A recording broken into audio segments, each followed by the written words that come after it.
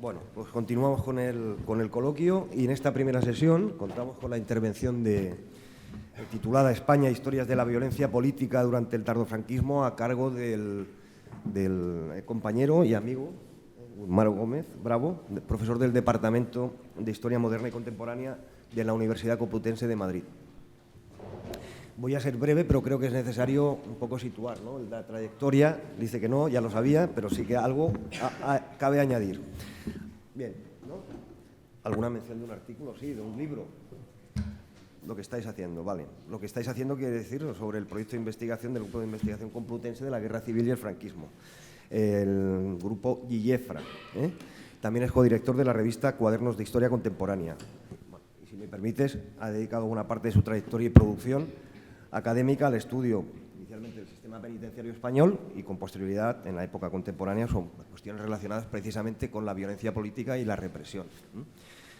Como yo soy muy disciplinado, le hago caso y no menciono ninguna de las obras que tenía aquí, aunque no puedo dejar de mencionar la última, junto con Diego Martínez López, que además se presentó en el Memorial esta primavera, que yo creo que es una aportación que constituye una referencia a esclavos del Tercer Reich, los españoles en el campo de Mauthausen, ¿no?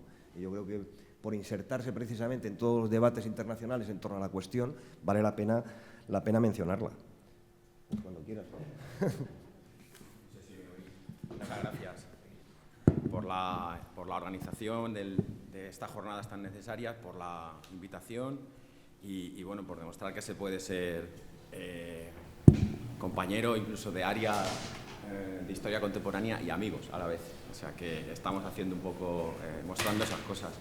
Bueno, yo lo que quiero realmente es mostrar lo que creo que es una particularidad, ¿no?, del modelo, pero también un funcionamiento, una cuestión que a nosotros por la línea de estudios nos ha interesado fundamentalmente, que es la faceta legal de la represión, ¿no?, que creo que es algo que todavía no hemos interiorizado y que nosotros debemos explicar, transmitir y divulgar, o como queráis, y sobre todo debatir. Una manera de entenderlo comparado pues es fundamental, además de los testimonios, y bueno, mi intención es dejar tiempo para todo aquello que queráis debatir, pues bueno, pues para eso estamos aquí. Así que sin más, pues os voy a intentar contar lo que creemos que es el modelo fundamental de absorción del orden público por parte de la jurisdicción militar, ¿no?, que dicho así, pues es esto que veis aquí, que es el militarismo. El militarismo es una constante en la historia española, no es una invención del franquismo. El franquismo inventó realmente pocas cosas, salvo breves periodos no permitió que este ejército no tuviera la presencia en la calle, ¿no? La democracia se definió a sí misma, la dictadura se definió a sí misma como democracia orgánica o Estado de Derecho, con lo cual, pues con esa cuestión politológica o teórica no entraríamos a comprender cómo realmente lo que consiguen es perfeccionar, y eso yo sí creo que lo hace el franquismo, es una fórmula heredada del siglo XIX, que básicamente es tres cosas: el control militar de la administración civil del Estado, el empleo de la jurisdicción militar y el uso de cuerpos militares como fuerzas de orden público. Esas tres cuestiones serían ese modelo que perfecciona y, bajo mi punto de vista, esa estructura corporativa define el franquismo mejor que una ideología. No hay quien lo interpreta como una ideología, con sus préstamos con el fascismo o no, pero esa estructura corporativa nos permite entender, por lo menos a nosotros,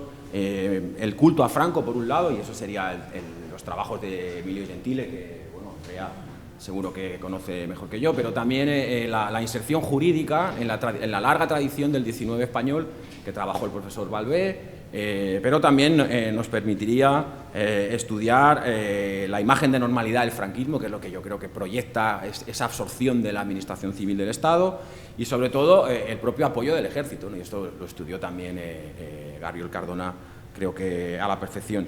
También, y creo que es un poco lo que en estas jornadas os interesa más, explica también la tensión final del franquismo, desde luego, ¿no? Eso sería algo también Importante, porque lo importante es comprender cómo puede subsistir la defensa del papel político del ejército en los años 70. Eso es o la tensión del final del franquismo se puede ver en ese factor clave, bajo mi punto de vista, que es la continuidad de la dictadura y hacerlo compatible con la modernidad o la modernización de la administración. Bueno, esto de hacerlo compatible con la modernidad de la administración, pues ya lo dice, sobre todo lo plantea López Rodó, ¿no? Que es de derecho administrativo, que a finales de los años 50 ya plantea que tiene que haber 4 medidas importantes, que las hemos visto aquí básicamente, ¿no? La ley del 59 de orden público, que es netamente franquista, el decreto de bandidaje y terrorismo del año 60, el Tribunal de Orden Público del año 63 y la Ley Orgánica del Estado del año 66. Esas 4 medidas es ese andamiaje profundo del segundo franquismo que intentaremos explicar, ¿no? Y luego, pues también en esa línea, pues va gente tan importante como Juan de la Cosa, que es el seudónimo de Carrero Blanco, que él escribía, tenía insomnio y escribía bastante, ¿no? Carrero Blanco, y él dijo que necesitábamos una reforma técnica que garantizase los principios fundamentales del régimen, o Arias Navarro, que en su discurso del espíritu del 12 de febrero dijo que ese era el único camino posible para las reformas. Bueno, de estos el único cuadro que sigue en pie es el de López Rodó, que preside la Academia de Ciencias Morales y Políticas de Madrid. Bueno, siguiendo con Arias Navarro, saben que fue el único civil en presidir el gobierno de España después de la Guerra Civil y era también un jurídico militar, ¿no? Por lo tanto, este es un personaje muy interesante, más allá de su biografía, su perfil político. Básicamente radica ahí, ¿no? Es un jurídico militar que es el cuerpo base en el diseño, en la creación y en el control del sistema represivo. Y si algo perfeccionó el franquismo, pues creo que fue la integración del orden público en el sistema represivo. Esa sería, digamos, su gran éxito en esta continuidad, ¿no? Este es el modelo, ¿no? Me dirán, pues muy bien, ¿y esto cómo se lleva a la práctica? ¿Cómo se puede realizar? ¿Cómo es eso de integrar el orden público en el sistema represivo? Bueno, en realidad esta es la clave, o creemos que es lo que hay que seguir estudiando y que es la clave y la gran particularidad.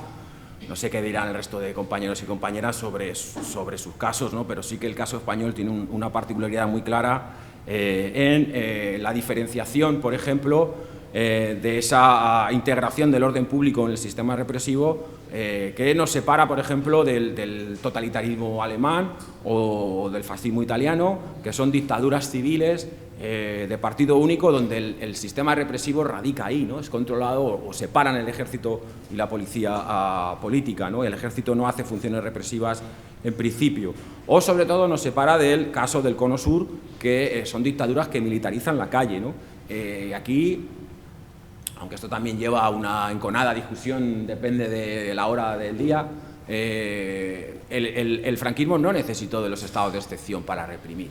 Realmente creemos que no, y sobre todo lo hizo a través de este modelo dual, básicamente centrado en un código de justicia militar decimonónico, en una batería de leyes de seguridad del Estado, sobre todo la Ley de Responsabilidades Políticas y Masonería y Comunismo, constituyendo así las jurisdicciones especiales. Ese combo es el usado hasta el final de la dictadura, ¿no? Y ese gran paquete de medidas jurídicas con apariencia de legalidad que estructuran la dictadura, pues en realidad lo que permite es resolver los conflictos, todo tipo de conflictos de orden público a través de la jurisdicción militar. Eso es algo que no hemos terminado, bajo mi punto de vista, de asimilar, ¿no? Y que sus efectos llegan hasta hoy. ¿Por qué? Porque las sentencias fueron legalizadas y siguen siendo legales hasta hoy, no se han revertido. Y esto, pues, si queréis, supongo que podemos hablar de ello más adelante. Y sobre todo se normalizó la situación.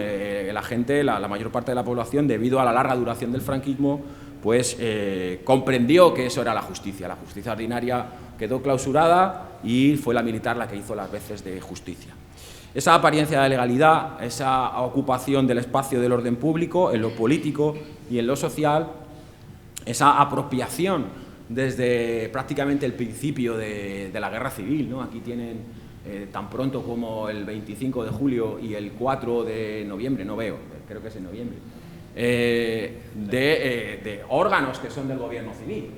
Esa dirección de la violencia desde el comienzo de la guerra, que ya está en las instrucciones reservadas de Mola, pero bueno, no quiero complicar más la vida. Lo importante es que esa apariencia de legalidad, esa división del orden público en dos aspectos o en dos mundos, político y social, queda refrendada en el nuevo Código de Justicia Militar del año 45, ¿no? Cuando termina la Segunda Guerra Mundial, contra todo acto contrario a la armonía social.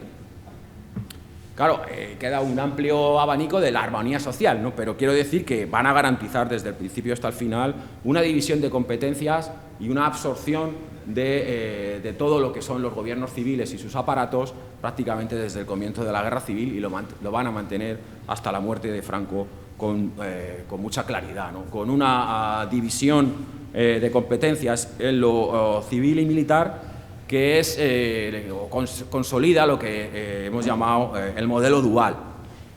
El modelo dual no es solo esa diferenciación político-civil, sino esa división por la que los delitos más graves pasarían a la jurisdicción militar y los delitos más leves, que van a ir siendo los más numerosos, sobre todo a partir de los años 50, pues pasarán a esa jurisdicción especial que ahora veremos lo que es, ¿no? Consigue así el franquismo en estas etapas modular la intensidad de la fuerza, de la represión legal en función de cada momento. ¿Cómo? Manteniendo siempre la prerrogativa de a qué ámbito pasan, si a la jurisdicción especial o a la jurisdicción militar pura, a través del capitán general de cada región militar. Esto es algo que creo que hay que insistir en ello y que no se me olvide también que lo que deberíamos es ver la documentación de las regiones militares, de cada capitanía de cada región militar, que por lo que sabemos no han sido transferidas, ¿no? Por lo tanto, es un ámbito que nos falta por comprender, porque cada capitán general de cada región militar, sus auditores deciden si un delito pasa a la jurisdicción militar o no. Y eso, pues, no me pongo pesado, pero es importante. La vertebración de este modelo, ya hacia el segundo franquismo, bueno, pues creemos que el documento fundamental, el origen, está en el año 47, en este decreto de bandidaje y terrorismo, que sustituye a la Ley de Seguridad del 43 y que define en qué instancia recaen los delitos, ¿no? Esto es algo que para comprender esa columna vertebral pues es importante.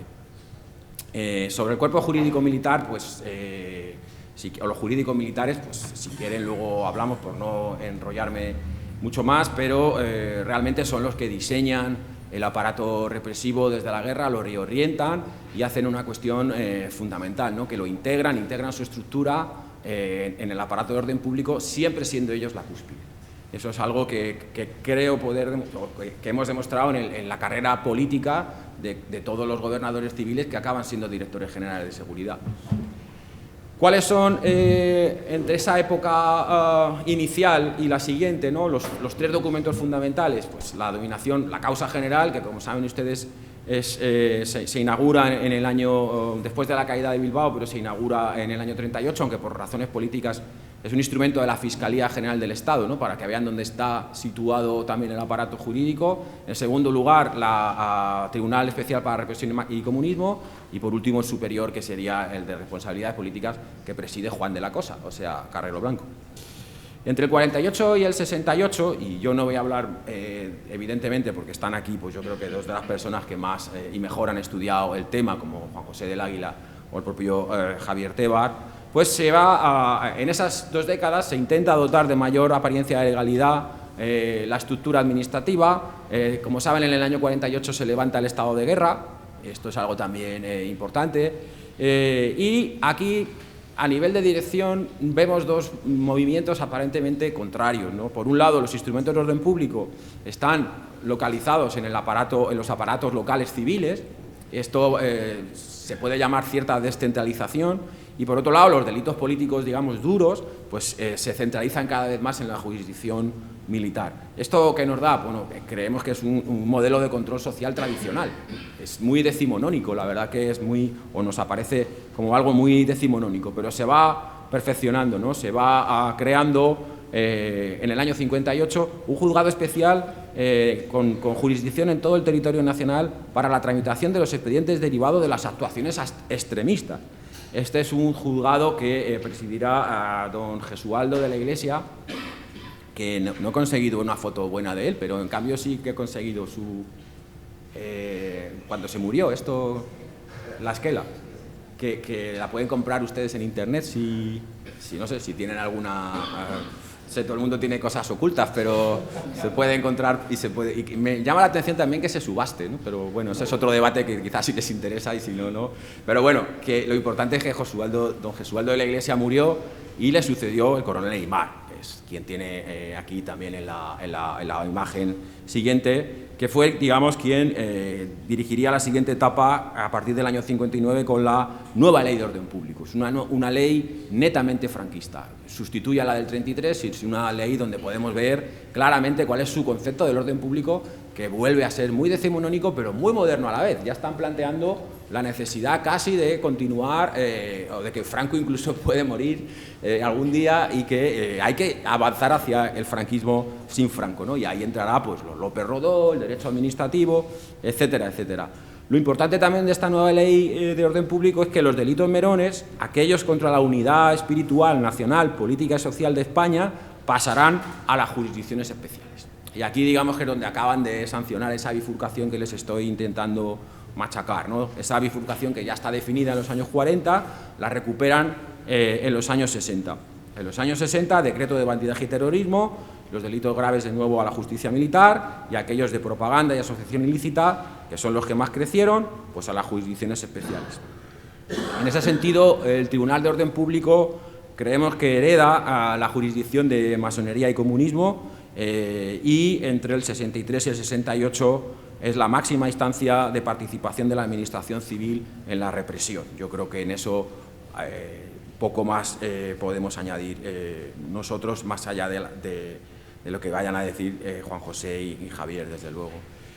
A partir del año 68, sí que, sobre todo con la aparición, con el asesinato del comisario Manzanas, hasta el proceso de Burgos, con la aparición del terrorismo y la progresiva aplicación de la jurisdicción militar, esto cada vez vamos viendo cómo se va desplazando hacia la militarización.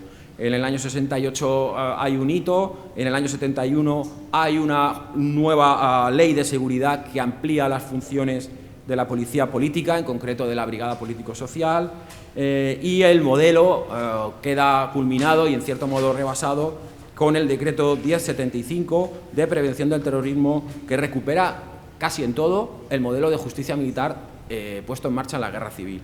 Por un lado se aplica el procedimiento de urgencia ordinario, por otro lado el procedimiento sumarísimo de urgencia, se retoma la ley de responsabilidades políticas, algo que no, en contra de las asociaciones digamos de oposición que están preparando la salida, ¿no? o la muerte de Franco, y el modelo de militarización del orden público en este sentido queda rebasado o queda en evidencia en la huelga o en una de las huelgas, pero en concreto en la huelga de Metro de Madrid del 75, porque militarizan el transporte.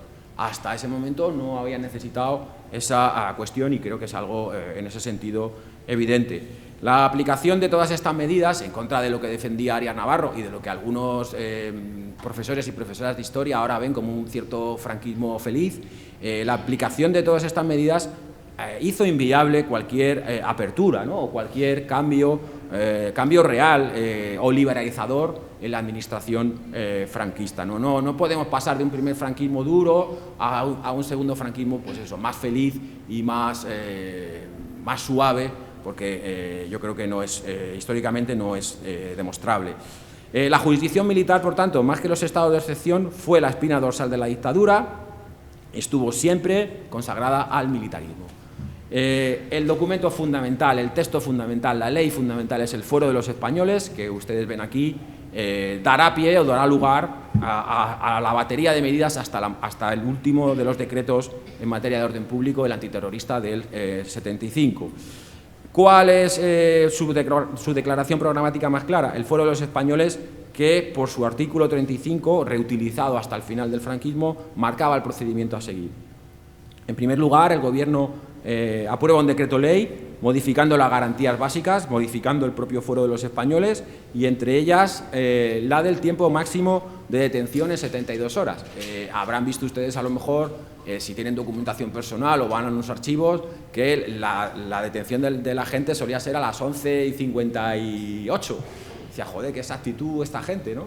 Bueno, pues fundamentalmente creemos que tiene que ver con esto, que es con la ampliación del plazo de detención o de declaración en sede policial.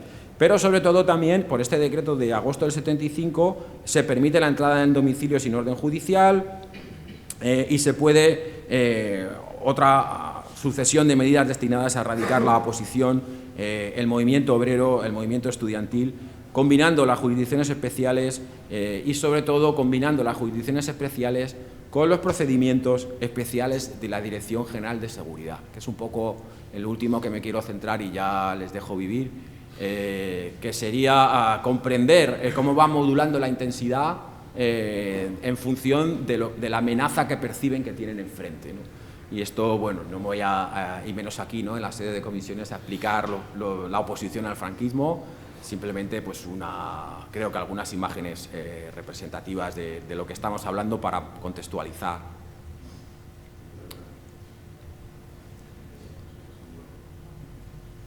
Y está donde se aplica creo que poco conocido decreto 10 del 75, que es el que realmente es durísimo, seguramente sea el más duro si no de nuestra historia penal, de este momento sin duda, ¿no? Y bueno, todo esto que les intento explicar, falta una llave, ¿no?, que es cómo se lleva a la práctica, que es un poco lo que nos cuesta siempre a los historiadores. Bueno, ¿y esto cómo se hace? Bueno, pues se hace con la policía política, cuyo origen pues está aquí, ¿no?, en la madrileña Puerta del Sol, de la que venimos huyendo por lo menos en estos últimos días, y es ahí, en la sede de Gobernación, en la sede de la DGS, donde por cierto no hay ninguna placa que diga lo que fue, y bueno, pues la gente se hace sus selfies y tal, pero porque es la sede de la Comunidad de Madrid, ¿no? Pero nada indica lo que pasó allí, y bueno, pues yo siempre que puedo lo reivindico, no sé si caerá algún día, pero fue a través de este espacio donde se centralizó y donde, digamos, esta cobertura jurídica militar permitió a la policía política del franquismo llevar a la práctica un modelo de orden público en el que integrar su función represiva, ¿no? Como digo, está inscrito, ¿no?, desde la instrucción quinta del golpe de Mola, que si saben ustedes es la utilización de la fuerza, la dirección que debe llevar y la contundencia, pues es precisamente la del Estado, ¿no?, ocupar el Estado, que el golpe de hecho pase a ser una situación de derecho. Es decir, desde el principio no se trata solo de exterminar, sino de controlar el aparato público del Estado, ¿no? Y creo que eso queda claro también en el control de la administración civil del Estado desde el principio, pero también cómo despliegan un aparato de seguridad. Claro, aquí tenemos varios problemas, sobre todo el documental, ¿no?, para poder explicar. Pero bueno, la Dirección General de Seguridad es un lugar, es un espacio de enlace fundamental en la Dirección Militar de la Represión, en ese entramado jurisdiccional por encima de los gobernadores civiles, se sitúa por encima jurídicamente y políticamente en la arquitectura franquista por encima de los gobernadores civiles, tienen trato de excelencia y esto es algo que si veis en la correspondencia pues les molestaba bastante a los gobernadores civiles y sobre todo conectan la Dirección Militar de la Represión, la civil y el orden público, el aparato del orden público. Esos tres niveles solo lo puede conectar la Dirección General de Seguridad y el problema es que lo hicieron con carácter reservado, o todo se hacía con carácter reservado. Y eso impide que podamos ver la documentación todavía a día de hoy e impide que conozcamos su funcionamiento, ¿no? Eso también pues yo creo que es importante en el 2024 que sigamos sin comprender porque lleva un sello de reservado y por tanto pues no lo podemos ver. Yo sí que podemos ofrecer, en cambio, su origen a través de la guerra y cómo se desdobla en la posguerra, ¿no? Por lo tanto, sí que la parte teórica, digamos, que nos sobra de funcionamiento jurídico, pues la podemos ensamblar con la evolución de la guerra hasta el año 41, que esos aparatos militares reservados se desdoblan en la policía política del franquismo, ¿no? Y ya así que termino. Esto es un documento reservado, no es la creación de la Delegación Nacional de Recuperación de Documentos, y sigue estando reservado. A día de hoy pues uno tiene que hacer la fotografía jugándose un poco en fin, está mal, porque si hay gente que trabaja en el mundo de los archivos, no podemos decir que vulneramos su...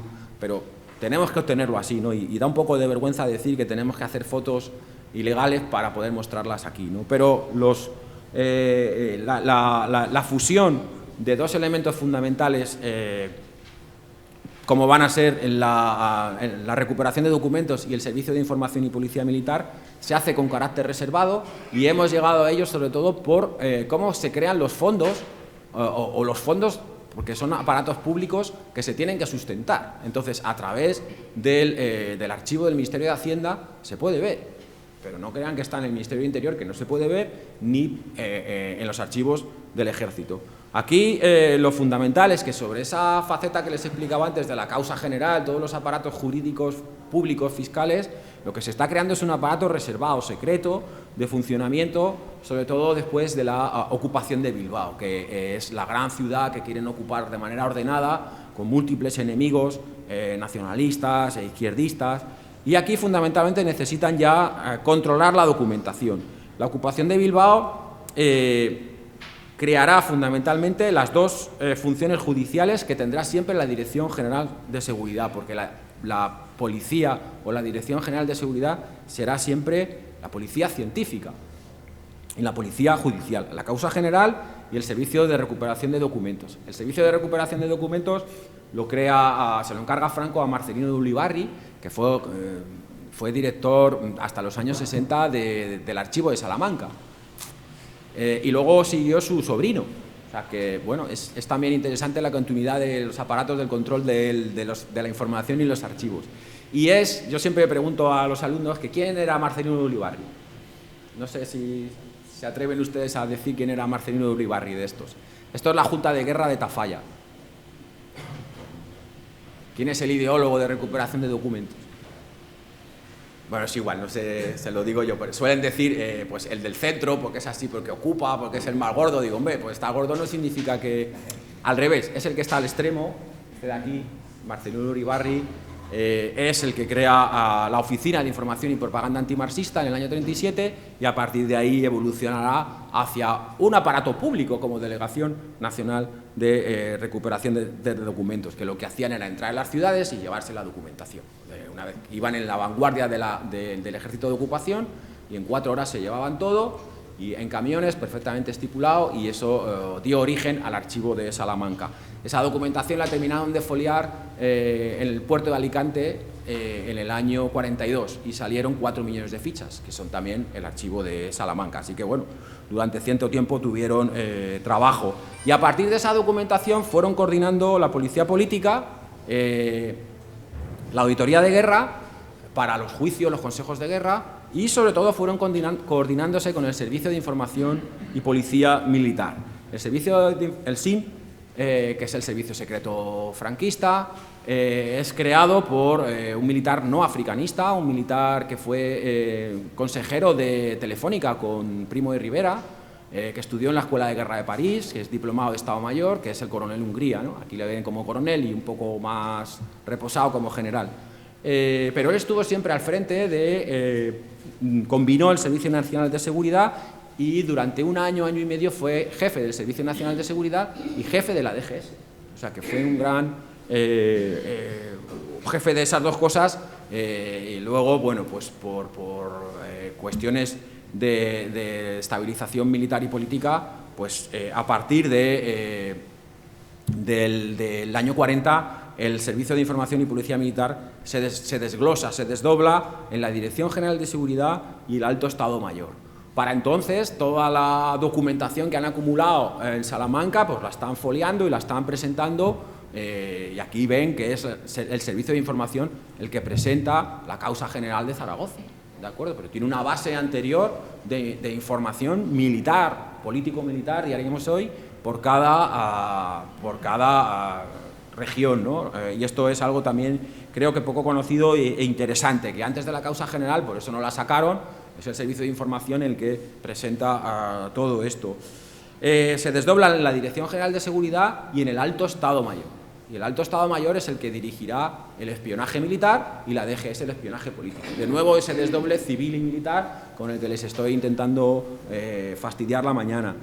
Esto sería también, digamos, su capacidad, ¿no?, de conectar todos esos mundos que les estoy intentando, y su organización militar en brigadas y su coordinación sobre todo con lo jurídico, con lo represivo y con su apariencia de orden público, ¿no? La base de la Policía Armada y la Guardia Civil, que son siempre cuerpos militares con funciones de orden público, jerarquizados, pero también dirigidos por los servicios de información. Eso es lo que hace, o lo que permite la DGS, ¿no? Bueno, la DGS hizo varios préstamos al mundo europeo. Aquí ven, por ejemplo, cuál fue su primera etapa civil, ¿no? Hungría no podía simultanear en tiempos de paz, no podían dirigir, un aparato reservado no puede dar la cara, y ¿quién va a dar la cara? Fundamentalmente gobernación, controlada por Falange, como saben, Serrano Suñer, y José Finat es el comienzo de una cadena que termina Arias Navarro, ¿de acuerdo? Porque es el primer director general de seguridad, es el primer secretario político de gobernación, es el primer gobernador civil de Madrid, todo lo que les he intentado comentar de la estructura administrativa, y luego fue mucho tiempo alcalde de Madrid, como Arias Navarro. Por lo tanto, bueno, pues ese cursus honorum se inaugura con José Finat, escribá de Romaní, que tiene un parentesco con políticos y políticas actuales, y fue conde de Mayalde, ¿no? La intervención de la aristocracia en esto pues también nos daría para otra charla. Luego también fue, como saben, embajador en el Berlín nazi. Aquí Himmler viene aquí a preparar la entrevista de Endaya, pero también viene a firmar un convenio de cooperación policial hispano-alemán, un convenio de cooperación reservado, evidentemente. Como es educado, pues le devuelve la visita a Berlín, y aquí, bueno, pues este es el cuartel de la Gestapo, ¿no? No se va uno allí a ver a pasear, sino que va directamente a esto. Y aquí pues pueden ver a un joven Giedrich, que es el que dirigirá la ocupación o la extensión de la Gestapo por toda la Europa ocupada. Así que ese convenio pues se llevó a cabo siendo ya el embajador en Alemania, y es algo que acaba perfeccionando y acaba volviendo a España. A partir de este momento el Servicio de Información alemán tiene extraterritorialidad en España, y los agentes españoles tienen extraterritorialidad en la Europa ocupada. ¿De acuerdo? Esto es algo que lo conocemos mejor por el espionaje inglés que por los archivos españoles, por todo lo que les he contado. Así que, bueno, yo creo que con esto vamos viendo cómo se inicia el traspaso y la integración de la DGS, esa consolidación de la Brigada de Investigación Política con carácter reservado y organización militar, y cómo van desdoblando las funciones, y cómo realmente, una vez que absorben la subdirección de orden público, se consolidan en 4 grandes comisarías generales: fronteras, información, orden público e identificación, y así van a terminar hasta prácticamente la muerte de Franco, ¿no? Yo creo que con esto estaría más o menos cumplido. Me interesa que comprendan algunas de las cuestiones, y sería debatir a partir de aquí toda esa documentación que ellos tienen, y su red de información la van a mantener activa durante todo el franquismo. Aquí lo que tenemos es una información militar sobre el paso de fronteras del año 47, sobre sus archivos de identificación de una persona que creen que es un enlace de paso del Pirineo, ¿no? Pero esto evidentemente es la información militar en el año 47, pero esto sería un informe civil, político-civil del año 62. Y ya sí que me callo, porque sí que me gustaría que a ver si ustedes adivinan lo que es.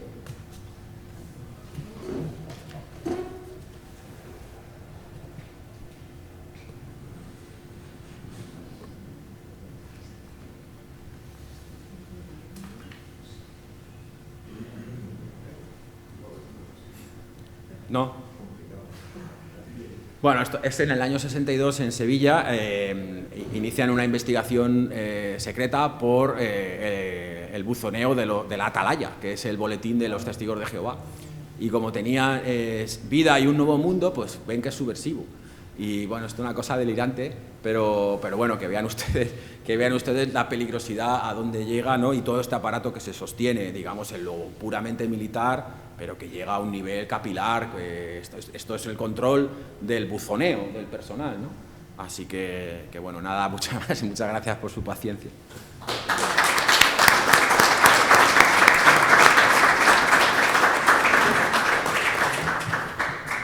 Ya he visto alguna cara que seguramente, incluso a alguien que estaba ya reflexionando en voz alta, para preguntar, ¿no? y debatir sobre el asunto. O sea que es turno abierto de palabras. Buenos días.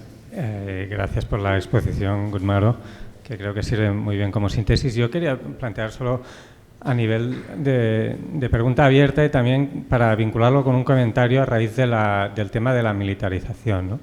Que yo no sé, estaba mirando el otro día, no encontraba, yo creo que no hay cálculos o ni tan siquiera estimaciones sobre el número de personas procesadas en consejos de guerra, ¿no? Tenemos cifras exactas para el caso del TOP, pero en consejos de guerra no tenemos una cifra. Yo el otro día mirando, si no me equivoco, ¿no? Si alguien la conoce o si han hecho estimaciones, también creo que sería interesante compartirlo. El caso catalán, por ejemplo, que sí que se hizo como la recopilación de la documentación del Tribunal Militar III, da la cifra de casi 80.000 personas a lo largo de toda la dictadura, aunque el 95% alrededor son hasta el año 45, ¿no? Personas procesadas. Haciendo una simple extrapolación por nivel de población, me salía como más de 500.000 en toda España, ¿no? Y quería plantearlo un poco a medida de pregunta abierta. ¿Hasta qué punto esto puede tener, sumándole aquí además los procesados en el TOP, a nivel comparativo, ¿no? Porque me parece que es un volumen realmente extraordinario de gente y que tal vez no se ha subrayado suficientemente por la ausencia de esta cifra o de estos cálculos, también por la dispersión de la documentación, la imposibilidad de realizar un tratamiento como el que se hizo aquí en el Archivo Nacional de la Documentación, etcétera, ¿no? Y esto quería vincularlo un poco con la idea de la militarización, de la continuidad, las continuidades en la militarización, ¿no? Porque a mí nunca, esto planteándolo también un poco a nivel de debate, ¿no? Para ver opiniones al respecto, nunca me convenció mucho esa tesis de Manuel Ballbé, ¿no? Que a día de hoy me parece que continúa siendo un libro de referencia que es de los que explica mejor a nivel legislativo toda la evolución, no solo para la parte del franquismo, ¿no? Sino desde inicios del 19, pero que en la idea, él plantea esa idea de continuidad en la militarización de la represión judicial desde la Restauración hasta el franquismo y yendo más allá, ¿no? Pero claro, las mismas cifras que da él de procesados en justicia militar, por ejemplo, en la Segunda República, ¿no? En el periodo posterior a octubre del 34 son de alrededor de 2.000 personas. Claro, si lo comparamos con ese hipotético, ¿no? 500.000, un poco más seguramente, ¿no? de mínimos en el caso del franquismo, claro, la comparación es que no aguanta, más allá del hecho de que, obviamente, la equiparación entre cualquier delito político y el delito de rebelión militar que se hace a partir ya del año 36, también creo que marca una cesura muy importante respecto, por lo menos, a los años de la República, ¿no? Con lo cual yo creo que ahí la idea de continuidad, por lo menos en el ámbito estrictamente judicial, no sé si aguanta ese cambio de escala, que no es solo de escala, sino también cualitativo, creo, ¿no? Bueno, simplemente lanzar eso. Detalle de poner en pantalla la exposición de motivos del Decreto Ley 1075 de 26 de agosto sobre prevención del terrorismo. Como saben todos los presentes, fue la norma que posibilitó el fusilamiento de los últimos del franquismo, los 5 últimos del franquismo. Y es curioso, y vengo a resaltar esto porque yo en mi intervención mañana también voy a hacer alusión al tema, y es curioso que en la exposición de motivo de ese decreto, además de ese decreto en concreto, empiece diciendo: el Estado de Derecho debe conformar su defensa jurídica a la naturaleza de los ataques. O sea, que en el decreto que va a posibilitar los últimos fusilamientos, el régimen fascista hasta el final del franquismo, pretende disfrazarlo de Estado de Derecho. Yo llevo tiempo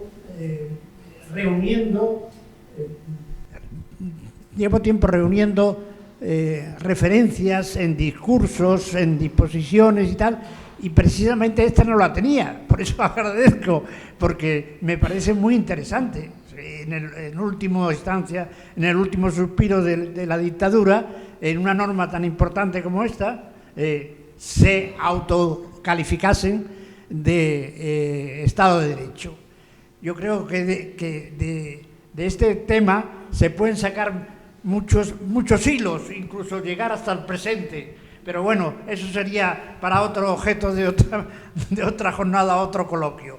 Pero vuelvo al agradecimiento al ponente. Nada más que eso. Gracias.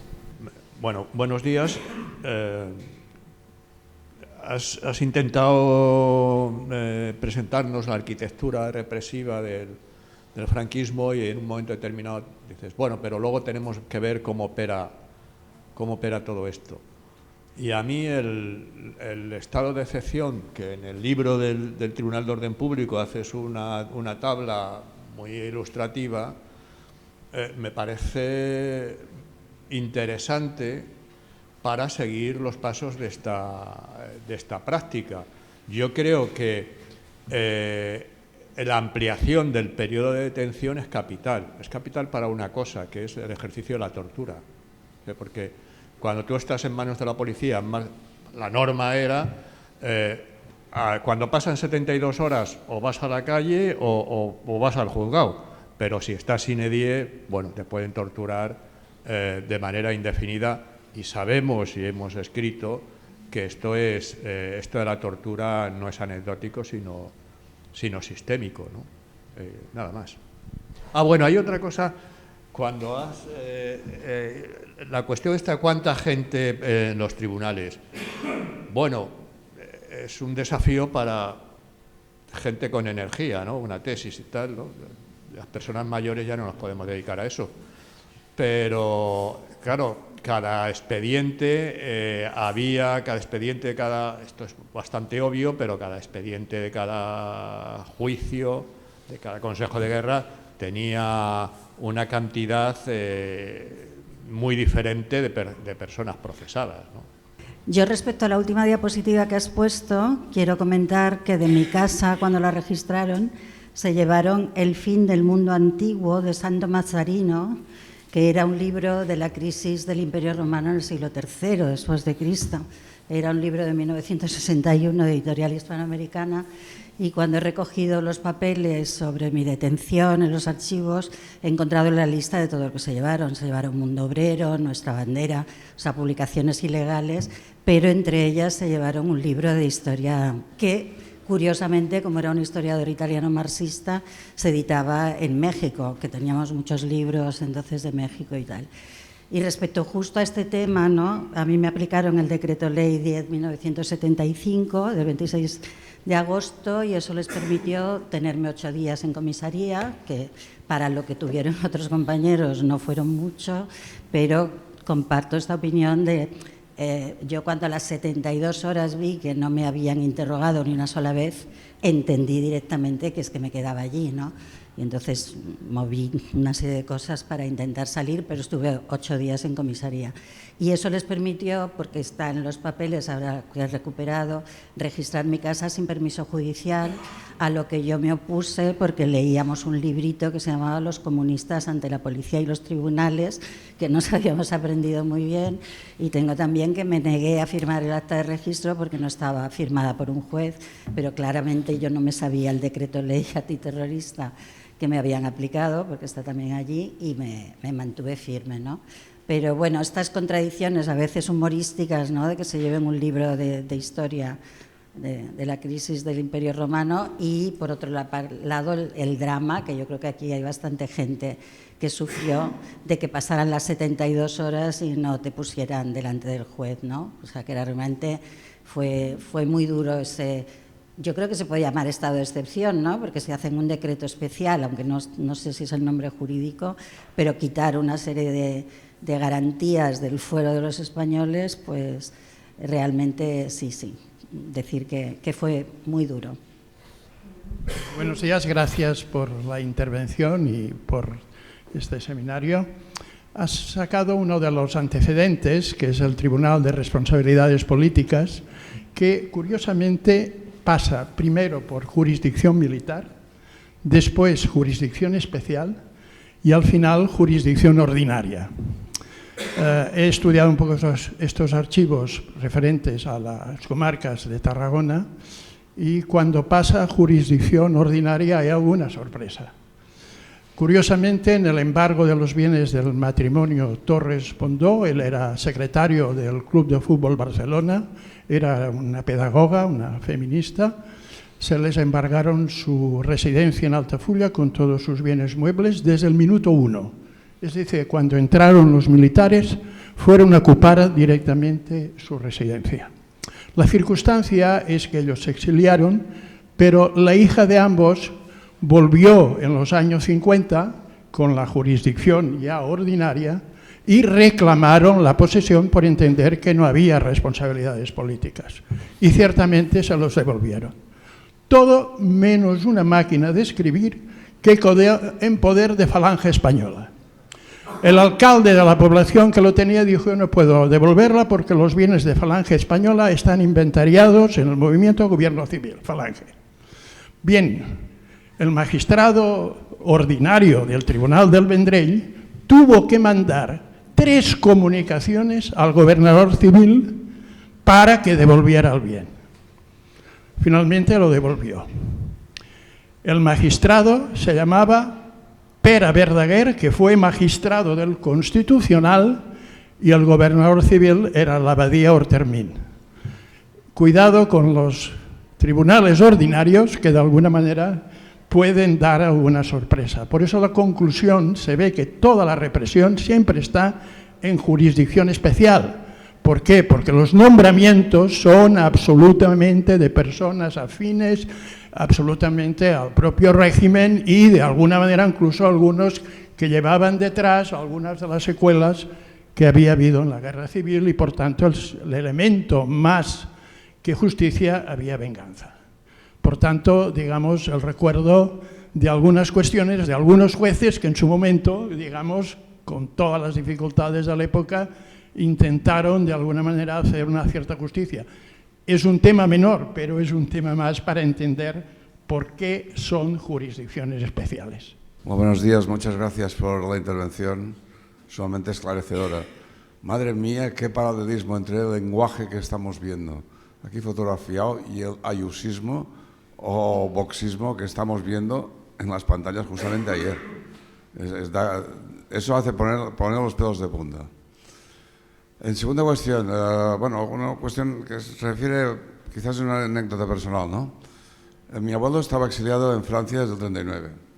Mi abuela se quedó por razones que si hubieran partido pues hubiera muerto mi tío que tenía el tifus y pudo salir en el 51. Lógicamente se fue a vivir, vivían juntos en un pueblecito al sur de Francia. En el 64, en los famosos 25 años de paz, que seguramente recordáis vosotros, recibió una carta a mi abuelo desde el consulado español. Él era apátrida, es decir, no estaba ni mucho menos diciendo que le perdonaban. Había una especie de amnistía de no sé qué, un asunto muy raro, que le perdonaban y que podía regresar a España. Aparte de recordar el globo que pilló mi abuelo diciendo que qué coño me tienen a mí que perdonar a estos asesinos, lo que sí que pone un poco los pelos de punta es que en una democracia como entonces era la República Francesa, pudieran haberse llegado a enterar de las direcciones de todos los exiliados que había en el pueblo para mandarles la cartita de marras. ¿Cómo se puede hacer eso sin la colaboración de las autoridades francesas plenamente democráticas entonces? Yo creo que la dictadura no solamente extendió sus tentáculos durante la época de los nazis y del régimen de Vichy en Francia, sino que estos tentáculos siguieron y se desarrollaron a partir de los acuerdos con Eisenhower sobre todo, y que entonces había unas conexiones que no eran del intercambio tan salvaje que había en los años 40, pero que sí que había intercambio de informaciones con relación a los españoles que estaban exiliados, dónde vivían, qué hacían, etcétera, etcétera, porque si no, no es posible semejante grado de organización por parte de un consulado. Y me imagino que esto sucedería en toda Francia. Y una segunda, que ya se refiere a un servidor, cuando el asesinato de Puig-Antich, nos quitaron el carnet de identidad a unos 500 estudiantes que estábamos en la facultad aquí en la Plaza Universidad, en el patio de detrás, vamos. Y nos encerraron allí, nos dejaron salir a las 12 de uno en uno por la puertecilla pequeña, nos agarraron el carnet de identidad y a los 2 días fuimos citados personalmente 50 personas, no, 50 quizás, entre 40 y 50. 50 personas que estuvimos allí, nos citaron personalmente, donde estaba una entrevista, pues estaba el rector de la universidad, entonces Jorge Carreras Llansana, diputado por Alianza, bueno, intentó presentarse de diputado por la Alianza Popular y este hombre pues ya está criando malvas, afortunadamente para todos. Estaba el secretario de la Universidad, un tal Bermejo, y estaba un miembro de la Brigada Político-Social, que no se identificó en ningún momento, pero que los que entonces corríamos por allá sabíamos que era un social y no debería ser un aprendiz.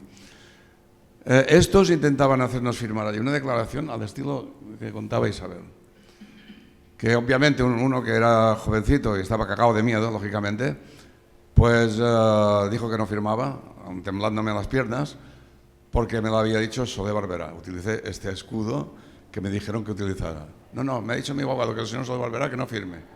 Y el social, me recuerdo la cara que puso, Soler Barberá, ese rojo, ese comunista, ese no sé qué. Y yo me quedé así, digo, ya lo has pringado quizás. Y no, pues fue justamente, fíjate tú, que por esa razón me dejaron ir, nos hicieron ir a recoger el carnet de identidad al día siguiente a Vía Laietana, que no a la universidad. Y con ello lo que quiero poner de manifiesto es la colaboración de los estamentos universitarios en esta ciudad con el régimen hasta casi el último día que se murió el dictador. Es decir, esa leyenda que algunos dicen de que hubo un franquismo duro y luego un franquismo blando, una dictadura blanda, pues no, estuvieron asesinando hasta 2 meses antes de morirse el tipo. Es decir, aquí no hubo una dictadura de puta madre desde el primer día hasta el último día de que se murió Franco y se acabó. Y una dictadura que podía tener sus más y sus menos en función de las movilizaciones y del tema social que hubiese en el país. Pero que las apetencias de eso, yo las puedo resumir quizás en una frase de Paul Preston que me ha quedado muy grabada. Dice, Franco, decía en uno de sus libros, no es que fuera un fascista, era un militar africanista que es muchísimo peor. Para que nos demos cuenta un poquito de la ralea de personas que hemos tenido que sufrir y que algunas lamentablemente pues, todavía estamos sufriendo pues, a sus hijos y a sus nietos en los poderes con un lenguaje exacto, como el de este lenguaje iusista boxista. Nada más y muchas gracias. En primer lugar, contestar, Pau, pues claro, la cuantificación de los procesos, evidentemente vamos por debajo, o sea que aparte de que no sea un trabajo que tenga que hacer alguien joven, sino que es que no hay acceso a todo, ¿no? Y eso es otro problema, porque claro, de la guerra civil o los procesos derivados de la guerra civil parece ser que se ha desclasificado y que está o que se puede contabilizar, pero ¿qué pasa a partir del año 41? Todos esos procesos no necesariamente son consejos de guerra. Esto es un poco la raíz de lo que hemos intentado hablar aquí, ¿no? Cómo se va bifurcando y que ya no necesariamente te necesitan un consejo de guerra o te hacen un consejo de guerra para esto y va a tener una ramificación económica, la depuración. Eso en el año 51 colapsa. Y el Tribunal de Cuentas lo deja, entonces no lo contamos, ¿cómo no? Es un problema metodológico de acceso a la documentación y de toda la bifurcación de ese aparato, ¿no? Entonces, el otro problema que nos deja ver claramente es el enorme perfil represivo del franquismo, solo con lo que podemos ver. Porque solamente en enero del 40 hay un millón de presos y prisioneros. Yo creo que esa cifra, con independencia de Valvé, que el hombre como jurista lo que nos da es una idea de que ese aparato sí continúa y de la importancia del orden público, pero que lo ve la continuidad jurídica. Claro, la práctica histórica nosotros entendemos que no, y que bueno, pues que igual hay mucho más referentes de Primo de Rivera en lo que él se basa, ¿no? Porque como tiene una apariencia más, sí que no hay garantías, pero no suspende la Constitución, entonces lo analiza como jurista de otra manera. Pero ese millón del enero del 40 sobresale muy por encima de todo el espectro europeo, ¿no? Y ahí hay gente con consejo de guerra, gente con ficha de prisionero que va de un campo de concentración a una prisión, y gente que tiene una información y gente que queda enmarcada a su familia. Todo esto yo creo que no lo hemos terminado de analizar, ni mucho menos. Y a partir del 41-42 queda eso, todas las jurisdicciones especiales, que Juan José, corrígeme, son 25, ¿no? O pasan de las 25. Entonces, hay una estupenda, que es la de Moscardó, que llega al fútbol, que fue seleccionador nacional, y la gente, decíamos, los antecedentes del problema de Rubiales viene de ahí, o sea, que se meten en cuestiones absolutamente, porque modifican todo, y el ejército tiene que tener una presencia y una dirección en todo. Ahora, la documentación, poder valorarlo, poder cuantificarlo, yo creo que estamos muy por debajo de las posibilidades reales. En eso sí que, si las capitanías generales dejasen ver la documentación o se pudiese catalogar todos los procesos que analizan o que abren a partir del año 41 hasta el 78, pues se podría empezar. Sería una cosa que podría hacer el Estado, supongo, ¿no?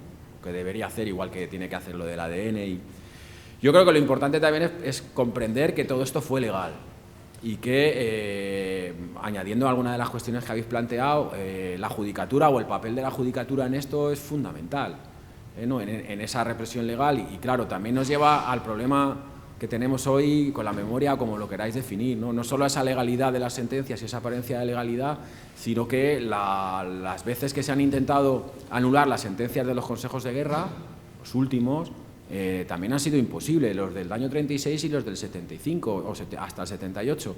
¿Por qué? Porque buena parte de la gente que estaba en el Tribunal Supremo procede de la judicatura en los años 70. Estaba en la judicatura con 20 y pocos años.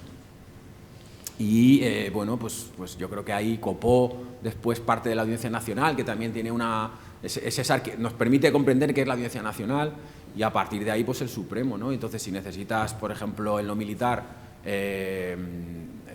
hay 5, la sala quinta de lo militar para anular las sentencias, y tiene siempre preponderancia militar, porque siguen estando los jurídicos militares. Para eso necesitamos comprender, los historiadores, creo que la arquitectura de esto. Y la cuantificación yo creo que es imposible. Solamente con presos que necesitan sentencia firme ya supera hasta el año 44 la Alemania nazi, que no es tampoco, digamos, un hotel, ¿no?, en lo penitenciario. Con lo cual yo creo que a partir de ahí no nos hemos dado cuenta del enorme perfil cuantitativo, pero luego esa diversidad por la larga duración del franquismo, ¿no? Yo creo que ahí tenemos que avanzar, o avanzamos mucho más que con las definiciones politológicas, que no te miro a ti, pero no porque tú seas defensor o seáis defensores, sino que a veces desde el estudio solamente politológico, ideológico, es un fascismo, es un no sé qué, no entendemos cómo acaba llegando esto a la gente, ¿no? Y cómo pueden, a través de una cuestión fundamental, que es el fuero de los españoles, modificar y afectar a vuestra vida, ¿no? Que lo que están haciendo, aumentando el tiempo de detención, y llevándose documentación de las casas, como estas obras de arte, o luego tenía mucha fijación con el porno. Yo muchas veces que lo que leo, incautaba mucho porno, y que todo era como y le daba muchísimo valor al porno. Era una cosa, bueno, quizás es para otro tipo de estudio, pero lo que están construyendo, están fabricando el delito de banda armada. Y eso, claro, necesitan tiempo, y eso es también algo importante. Lo vemos como algo aislado, político, actitudes individuales, y es normal, pero lo que está haciendo la DGS es recuperar los procedimientos de los años 40, y lo que están construyendo con ese decreto del 75 es que todas las actuaciones sean banda armada. Porque el capitán general entonces sí dice que es jurisdicción militar. Y es todo lo que intentan, ¿no? Entonces es muy importante comprender que ellos pueden cambiar una autopsia, que ellos pueden cambiar lo que encuentran en una casa, o sea, eso no nos hemos dado cuenta. Por un lado, lo cuantitativo enorme, por otro lado, lo cualitativo, que es tan importante durante tanto tiempo. Y luego eso, lo que el estado de los archivos, es que en el 50-51 responsabilidades políticas que mencionabas, colapsa y lo dejan, lo suspenden, ¿no? Pero ahí pasa lo mismo, el trasvase de esos jueces a la magistratura superior. Por lo tanto, bueno, pues todas estas cuestiones, no sé si... una cuestión también importante Esto, el Alto Estado Mayor, es que no me quería poner yo muy pesado, pero es interesante comprender la estructuración por el territorio de los juzgados especiales. Siguen el desdoblamiento de las segundas secciones del SIM y del Alto Estado Mayor y de la DGS. Es decir, Josualdo de la Iglesia, el coronel Aymar, coge la documentación en Ocaña o donde les toque, que ha elaborado las secciones que están abiertas desde la Guerra Civil. Y eso es algo también importante. La DGS contra los enemigos internos, la segunda sección o la segunda sección bis contra los exteriores, los consulados y las embajadas. Es que es muy importante que tengan esto que les he intentado mencionar, que ya en el año 40 hacen con Alemania, pues se mantiene hasta los años 60 que sepamos, porque no podemos ver más, se mantiene en repúblicas democráticas como la francesa, ¿no? Los agregados policiales en las embajadas y en los consulados son del SIM y son de la segunda sección y informan al Alto Estado Mayor, que es el que informa a la DGS. Y le dicen, este señor que está en Francia está pasando los Pirineos y más cosas, ¿no? O sea, que eso es algo que tampoco podemos o también debería colaborar pues el Ministerio de Exteriores en esto, pero bueno, sigue también en unas obras sus archivos como eternas y no se puede. Entonces, ahí sí que convendría a lo mejor inventariar todo esto que tenemos que seguir estudiando y sobre todo hacerlo comprensible a la gente, ¿no? Porque si nosotros nos elevamos y nos metemos aquí a el franquismo como un objeto de estudio para nuestros ombligos, pues no lo explicamos a la gente. Y esto es algo que a mí sí que me preocupa, porque claro, al final no solo es la tortura, que evidentemente es algo fundamental y que marca la memoria de los testimonios, sino que es la práctica de la tortura, como saben, pues se proyecta también en la democracia, ¿no? Y es algo que debemos también todavía valorar, y el que hay poquísima documentación y poquísimos restos, y en el que sabemos que son procedimientos que ya instruye el Servicio de Información desde comienzos de la guerra, ¿no?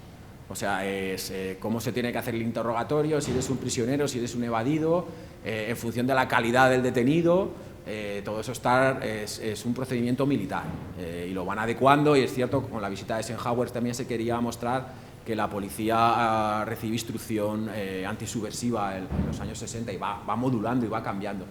Pero no tenemos acceso a toda vuestra información a nivel de interior, no se puede ver. En Ávila hay 90.000 cajas. ¿Qué hay en esas 90.000 cajas? Pues pone el sello de reservado y no se puede ver en muchas de ellas.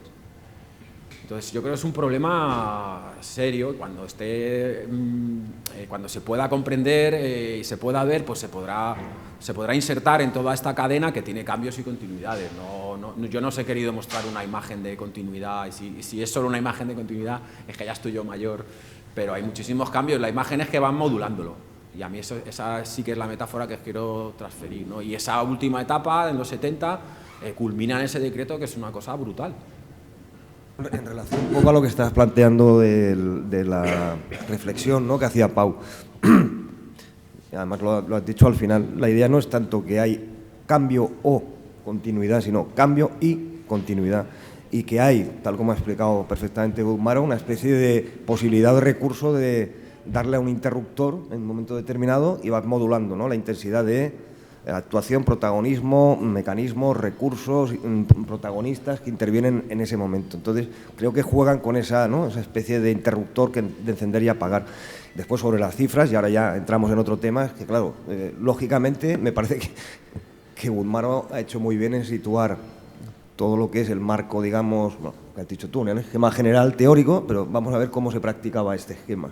Claro, los esquemas te guían y después vas viendo. El problema es que cuando no tienes acceso a mucha documentación, y voy a poner dos ejemplos, lo ha dicho el Ministerio del Interior. Yo recuerdo que fue Julio Arostegui, precisamente con Carlos Jiménez Villarejo, que hicieron una propuesta, gobierno Zapatero, sería 2007, 2006, 2007, sobre un estudio en profundidad de las brigadas regionales. La respuesta fue no, de la entonces vicepresidenta, ¿no? Es decir, que y, en fin, y por la propia trayectoria de la vicepresidenta. Pero no hay manera. Los intentos de poder consultar expedientes policiales pues son casi eso que se llama la arbitrariedad, ¿no? Que funciona también en la Administración, pero no hay nada serio.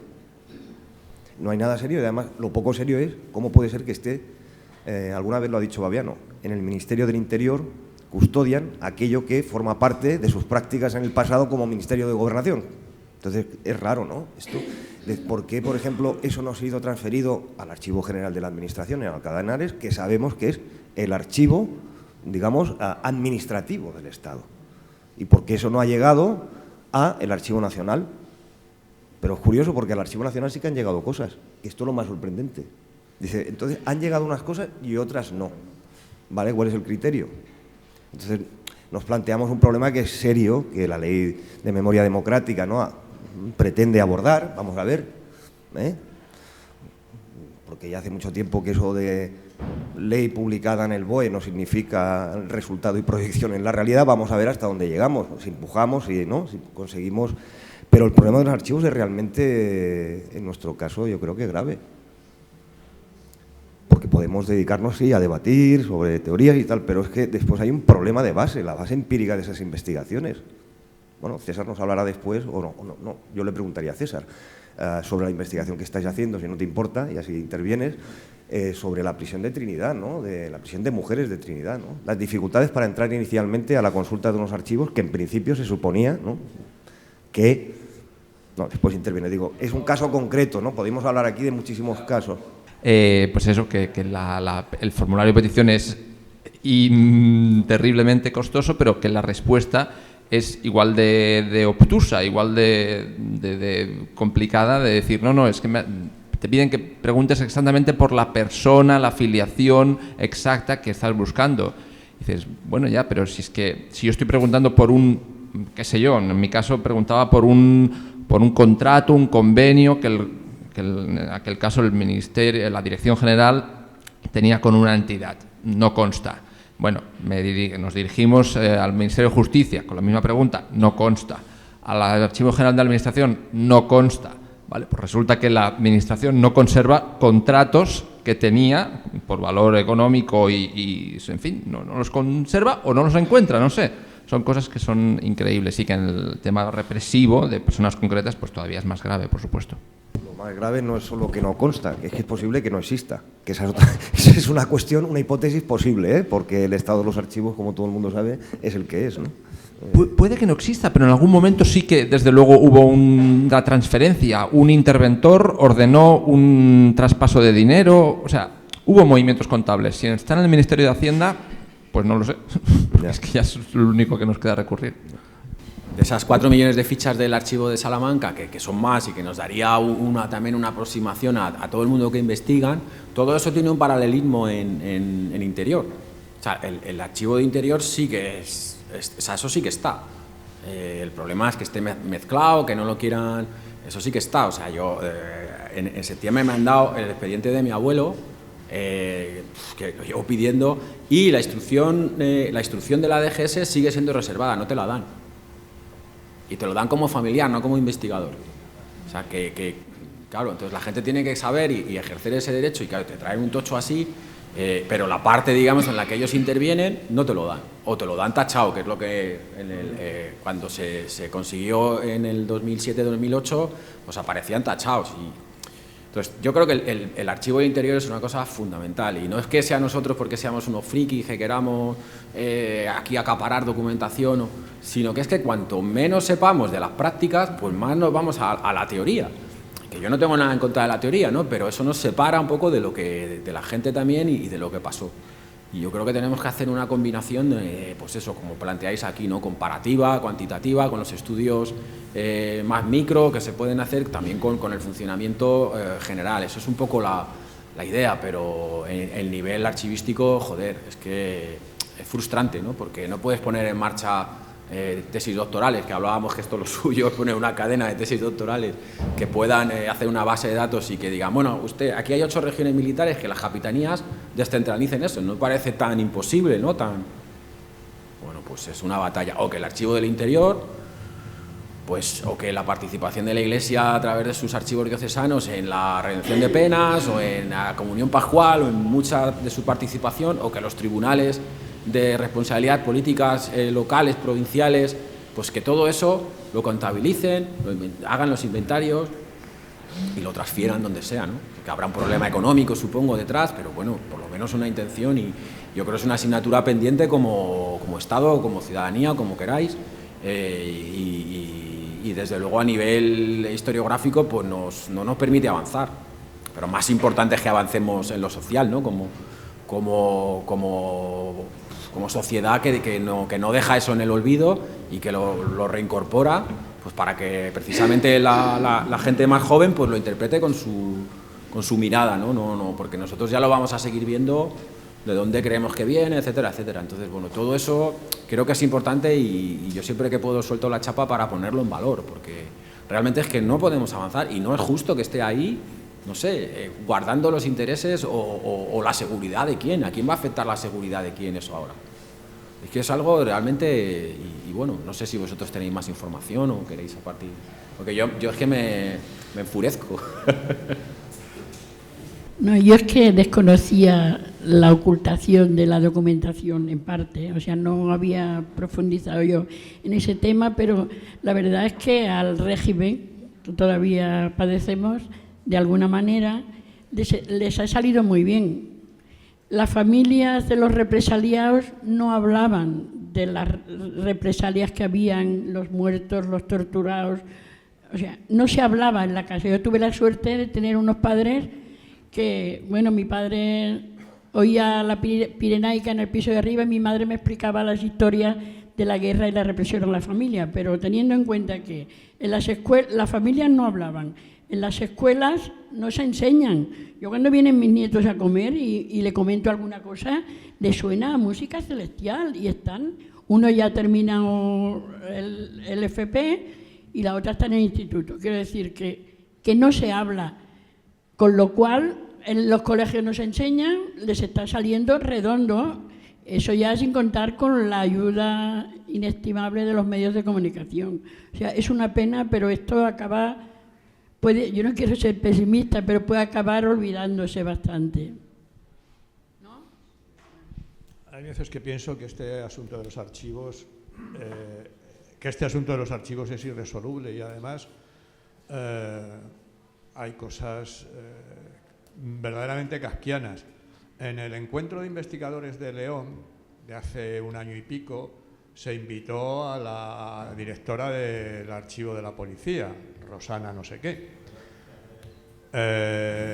A lo largo de la intervención se metió del orden de 3 veces con González Calleja, porque González Calleja había hecho un capítulo sobre el archivo de Interior en un libro electrónico que hicimos sobre los archivos españoles que coordinaron González Quintana y Sergio Gálvez. Es un libro electrónico de las fundaciones Daro Caballero y Primero de Mayo y bueno, González Calleja hizo un artículo canónico en este sentido, sin quejarse amargamente de la opacidad y tal y cual. Bueno, pues dijo que eso no era cierto, que eso era que desplegaban una actividad archivística inconmensurable porque había 5.000 puntos en España del Ministerio de Interior que generaba documentación todos los días, se refería a las comisarías.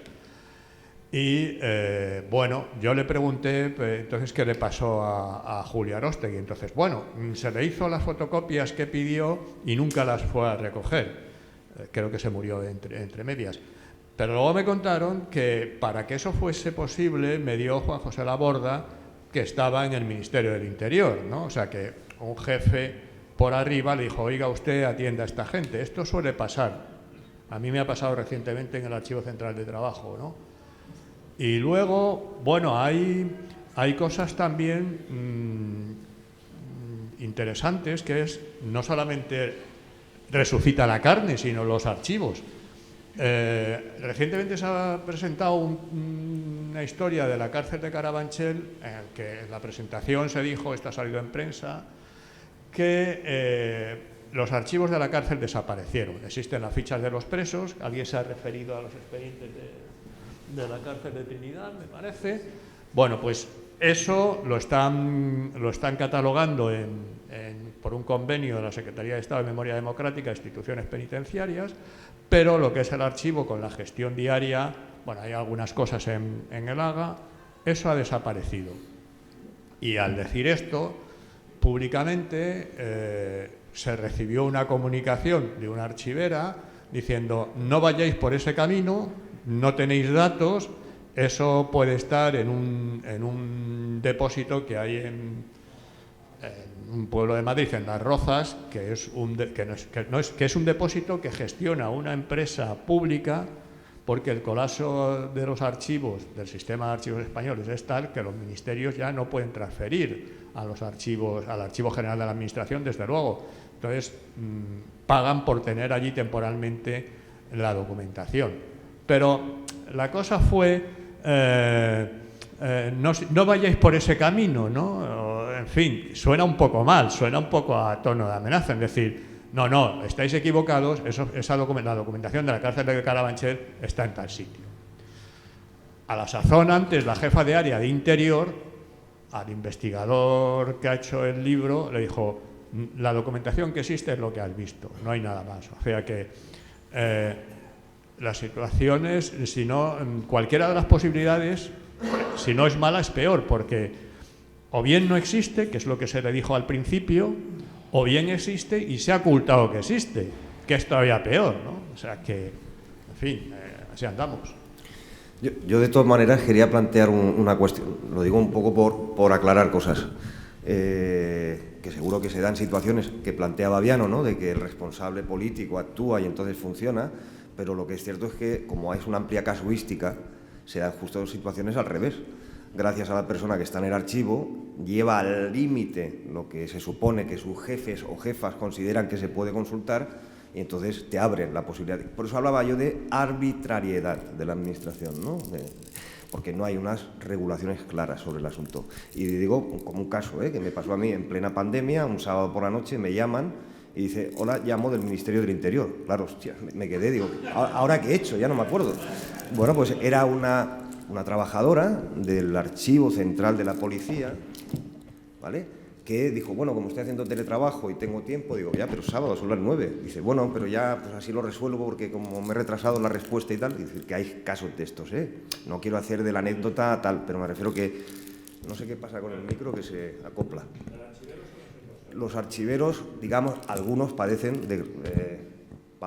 la situación de falta de regulación clara y precisa, porque es que el problema que hay es ese. Es decir, por muchas leyes y con toda la buena intención de memoria democrática quiere intervenir el ámbito de los archivos, es que no es de su competencia. Entonces, tenemos que acabar con esa idea de que se va a resolver por esa vía. Se tiene que resolver por el Ministerio, que tiene competencias sobre eso, y nosotros que el de Cultura, ¿no?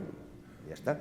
Y después quería, bueno, algún comentario o reflexión en torno a las intervenciones que han hecho tanto Conchi como Jordi, que estando de acuerdo en términos generales, en un porcentaje no muy alto, pero quiero decir, ni el régimen es hoy el régimen, que es importante, más que nada para no terminar banalizando, Jordi, lo que es una dictadura, de lo que es, con todas las imperfecciones, todas las críticas, donde estamos ahora. Quiero decir, no, lo digo porque esto yo creo que a veces, porque nos pasa, ¿no? Bueno, pues en fin, tenemos un momento de calorín, ¿no?, y soltamos el tema, pero a quien ayuda precisamente es aquellos otros que dicen eso de Constitución acaba con la nación, ¿me entendéis? O sea, que ojo con la banalización que también se da en los medios de comunicación, etcétera, etcétera, y en algunas publicaciones, pero yo creo que con eso habría que ser cautelosos. Decir algo al respecto. Sí que para no esta imagen de que no sabemos nada y que los archivos, yo creo que estamos mucho mejor que hace 10 años, por ejemplo, ¿no? Otra cosa es que queramos que haya muchas cosas para que los jóvenes sobre todo trabajen y hagan tesis y dirijan ellos la investigación, pero creo que hemos avanzado mucho. En eso también hay que decirlo. ¿Cómo se ha transmitido y si se estudia, si no? Lo que nos tenemos que mejorar, yo creo que en eso es otro debate, pero hemos avanzado mucho, y en la conceptualización, en el conocimiento de la represión, del sistema, de descender al nivel de las historias personales. Yo creo que todo eso es importante y creo que también hay que ponerlo en valor. Ahora, ¿por qué es importante seguir hablando e investigando el franquismo? Pues precisamente por el tema político, ¿no? Porque más allá del revisionismo, yo creo que la tendencia, bueno, y sobre todo en la Comunidad de Madrid, ya que habéis hecho mención o se ha hecho mención al régimen Ayuso, es hablar de la guerra civil. Evidentemente no vamos a hablar de la dictadura sino de la guerra civil, porque ahí, bueno, pues consiguen pues hablar de paracuellos, o evidentemente no existió el franquismo y la guerra civil ya es el gran detonante de todo. Con lo cual es muy importante seguir estudiando el franquismo, seguir que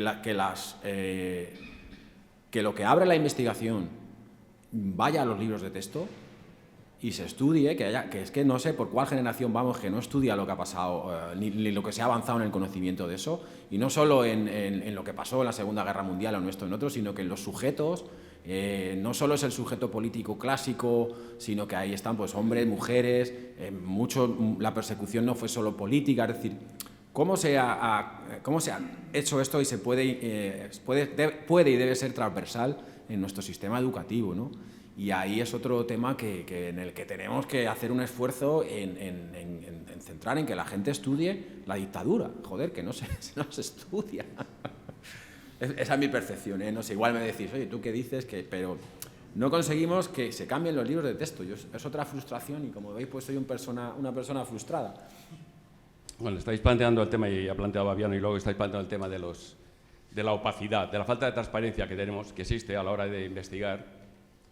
Yo creo que eso, y estando de acuerdo con lo que planteas, Javier, de que no estamos hablando de dictaduras y de régimen, lo que sí que es cierto es que en la transición y en ese momento hay una cierta continuidad de cierta parte del aparato. Y eso también, y que de alguna forma, eso yo creo que justifica ciertas resistencias y ciertas inercias. Lo digo a nivel de experiencia personal de las dos personas que me torturaron en el 71. Uno era Manuel Ballesteros. Manuel Ballesteros estuvo en el gobierno estuvo en Donosti, en Guipúzcoa, en el tema de la lucha antiterrorista, y acabó en la jerarquía, no sé, ahora no me acuerdo exactamente el cargo, pero era el segundo en la jerarquía del mando unificado de lucha antiterrorista. Y no solo me había torturado a mí, sino que me había torturado y a mí muy poco, es cierto, porque venía con una campaña internacional de acusación por las torturas que había hecho a la dirección del Partido Comunista en Valencia un año anterior. Y Benjamín Solsona, que sí que me torturó, era un nazi a la hora de la tortura, redactó un manifiesto que era parte de los que redactaron un manifiesto que era "Estamos dolorosamente hartos", cuando estaba en Mallorca, pero acabó también en Guipúzcoa colaborando en la lucha antiterrorista. Entonces, esos sectores estaban ahí. Y esos son los que nada más nos dijeron, y yo creo que hay muchos más que serían de los que estuvieron en esa época, que recordarán, creo que Carlos también lo ha dicho en algún momento, que la policía decía: nosotros continuaremos.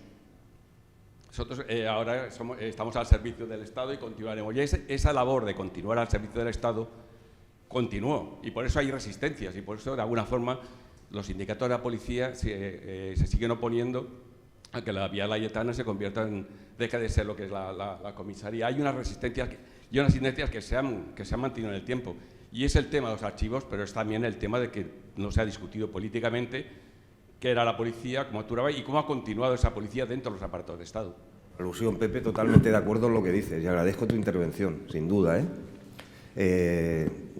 cuando yo planteo lo que he dicho a Conchi y a Jordi, no estoy diciendo en absoluto ni negando que haya elementos de continuidad y que nos deben preocupar. De hecho, mi intervención inicial he subrayado tribunales políticos. Y he dicho, es un tema que da mucho de hablar, no solo en el pasado, sino en el presente. Entonces, tengo claro eso, pero me parece que en las formas no conviene, digamos, extralimitarse en comparaciones que no son útiles, que banalizan, y que si alguien saca provecho de eso, precisamente no creo que seamos los que estamos aquí, sino otros. Eso por un lado. Por otro lado, yo creo que efectivamente el problema está en, no sé si, Guzmán ya lo ha dicho, es decir, porque hay todo un elemento de investigación, ¿no?, de trabajo del oficio del historiador y la historiadora, pero ese oficio, en principio, no se acaba en la investigación o en la tesis, que es importante en la vida de una persona, aunque hay millones de personas que no han hecho una tesis doctoral, oye, y siguen viviendo, me lo han dicho a mí, dice, oye, Javier, yo no la he hecho y mira, estoy aquí. Digo, vale, porque hay la fase de transmisión de ese conocimiento y ahí hay algo que falla. Jordi Font, perfectamente, Josep, ¿no?, del Memorial, saben que falla, que tenemos que, no falla, que tenemos que afinar, que tenemos que continuar, que tenemos que conseguir. Y en el ámbito que ha introducido Guzmaro, pues, evidentemente en el sistema educativo, que yo creo que Andrea, que está resfriado y por eso no interviene hoy, algo sí que nos va a decir, porque precisamente ha finalizado una investigación sobre el asunto de la historia o la transición política de este país en las aulas, ¿no?, de secundaria. O sea que me llamas a hablar. No la he finalizado yo, la hemos finalizado. No, hay muchas cosas que ha planteado Guzmaro que a lo mejor en términos comparativos pueden ser útiles.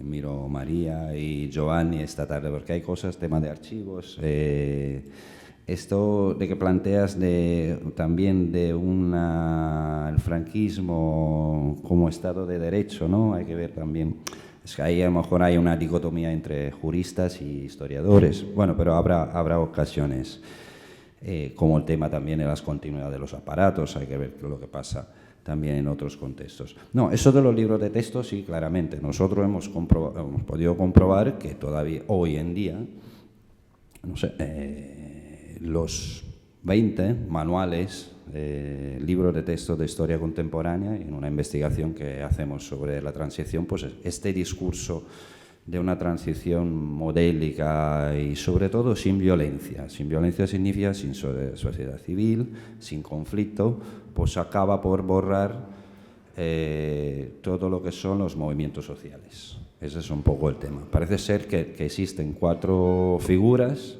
y son estos que han hecho la transición. Eso al final al cabo es el tema. También es un tema en términos comparativos. Planteamos con Javier también una comparación con el caso italiano, donde vamos a leer otra transición en otro contexto, y creo que esto enlaza con lo que Giovanni nos va a contar esta tarde, que es la resistencia, la resistencia al fascismo del 43-45, de cómo se presenta en los libros de texto, de qué tipo de historia se cuenta en los libros de texto. Seguramente son una manera de presentar el libro la historia, también ahí no hay conflicto social. No hay conflicto social en la historia de la resistencia. O sea, la parte de clase, del conflicto de clase, pues parece ser que no existe. Lo hablamos una vez con Isabel, ¿te acuerdas? El año pasado, en una charla sobre estas cosas, ¿no? Y tal. Eso es, una comparación Francia, España e Italia. Y había rasgos comunes. Creo que es muy importante esto de la educación. Mi primer oficio es efectivamente ser profesor de secundaria. O sea, siento mucho esta necesidad. Y claro, no se acaba todo con los libros de texto. Está el profesor en las aulas, tiene unas sensibilidades. Nunca llegaremos a saber cada profesor, cada profesora cómo da clases sobre eso. Pero sí que el principal instrumento de comunicación todavía en día, que es los libros de texto, efectivamente tienes muchos límites. Sobre todo, luego voy a dejar la palabra, hay como una gran distancia entre lo que es la situación de la historiografía, o sea, dónde ha llegado la historiografía, y cómo se transmite, qué tiempo, qué retraso tiene a los libros de texto. O sea, hablamos de, fundamentalmente, para acabar, el tema de transición, pues todavía este modelo que acabamos de decir antes es el que se planteó en los años 90. No han ido más allá. O sea, y han pasado 30, 35 años. O sea, esta idea de una transición aconflictual, que no sea conflicto autonómico o de unas situaciones concretas, sigue de pie. Y han pasado 30 años, es decir, que las investigaciones han ido más allá. También está Agustín, que Agustín tiene el privilegio de escribir, o parte de historiador, de contribuir a la redacción del libro de texto, que es, no sé si quiere o querrá intervenir. Es un juego aquí de espejos que estamos haciendo.